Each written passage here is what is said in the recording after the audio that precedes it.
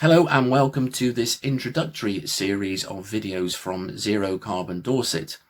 In this short video, I'll be taking a look at what Zero Carbon Dorset is and what it aims to achieve. If you're not aware of the reasons why initiatives such as ours are needed, it may be worth taking a look at our video on the climate and ecological crises. In fact, you can find links to lots of other videos at the end of this recording.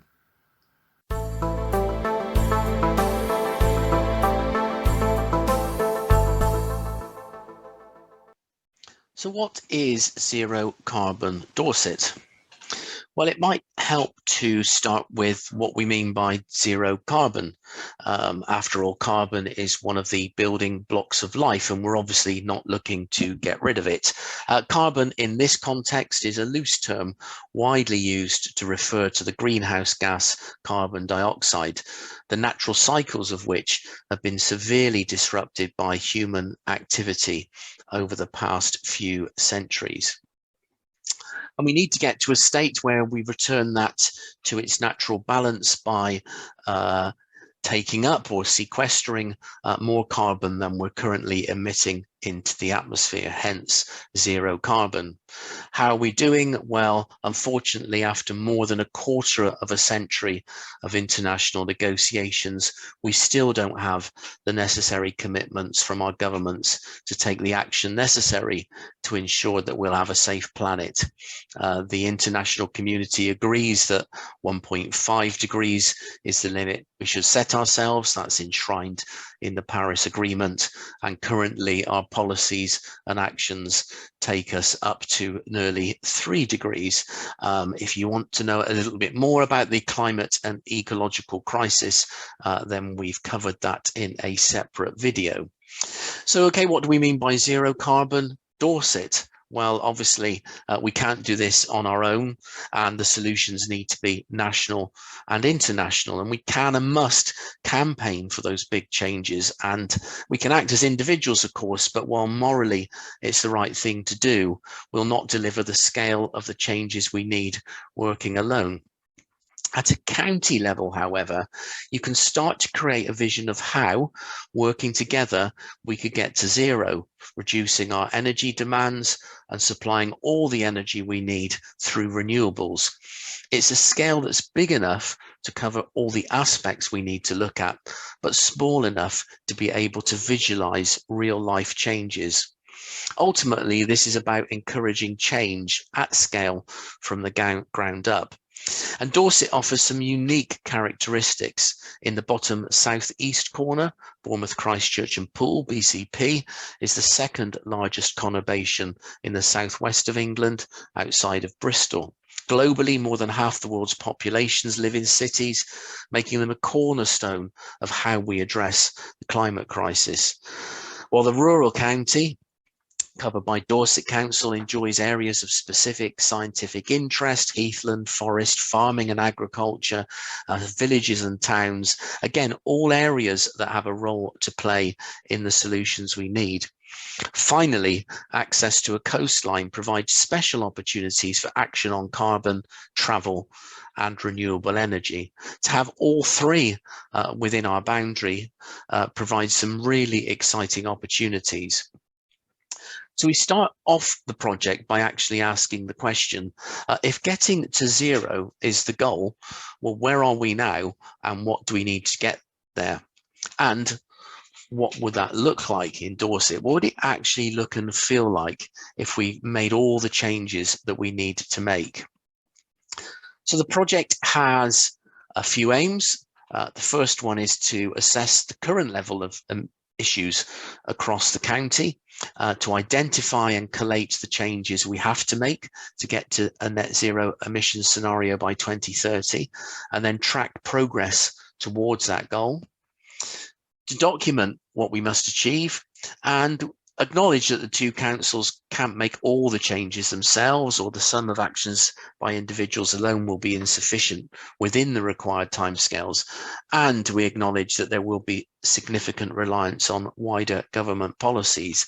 However, if we set out a clear framework, leveraging existing actions and studies, and seek to engage the wider community, then hopefully we can ensure there's a full understanding of the scale of the problem and the options and opportunities to address each issue. And we look to do that not in isolation of many other activities and groups already active and activities already planned or underway across the county, but to seek to fully understand what each of those is contributing, how we'll get to net zero, and then communicate that to the wider public. As an organisation, we are set up and run by volunteers. We're now established as a not-for-profit community interest company, really with the aim of enabling us to develop the funding that could help us secure more support to run more events, undertake more research and reach more people. We operate in a way which enables anyone to participate in our events and contribute to our reports, and we work with individuals and organisations across the county. The project is inspired by the Zero Carbon Britain reports, which have been produced by the Centre for Alternative Technology in Wales for more than a decade now. Each of those has shown through extensive studies and analysis how we already have all the technology we need to move to a zero carbon scenario, powering ourselves with renewable energy with no reliance on nuclear. And we can do it all now, but it's subject to policies and politics, not the technology. And so we set out with our documents and our work a vision that considers that by 2030 we've risen to the greatest challenge humanity has ever faced, and as well as preventing environmental breakdown, the solutions we have implemented have started to address many of society's long-standing issues. The overwhelming majority of the population are leading happier, healthier lives, and communities across Dorset are more connected, work-life balances have improved, and everywhere the return of nature is evident. This vision sets the context for each of the chapters within our report and each of the areas that we've been working on. What we've achieved so far: we published the first Dorset 2030 report in January 2022. This was developed over a period of 18 months with contributions from more than 100 people across the county, including activists, people engaged in sustainability, academics, and a wide cross-section of people who've provided both input to the report and details that have provided us with more than 125 case studies of organisations and individuals in the county already doing great things, helping us get to zero, and a similar number of examples from outside the county of things and opportunities that we could also adopt. What it does do really is provide a framework for communication and action, a framework that we aim to revisit each year to chart progress. And you can download a free copy from our website.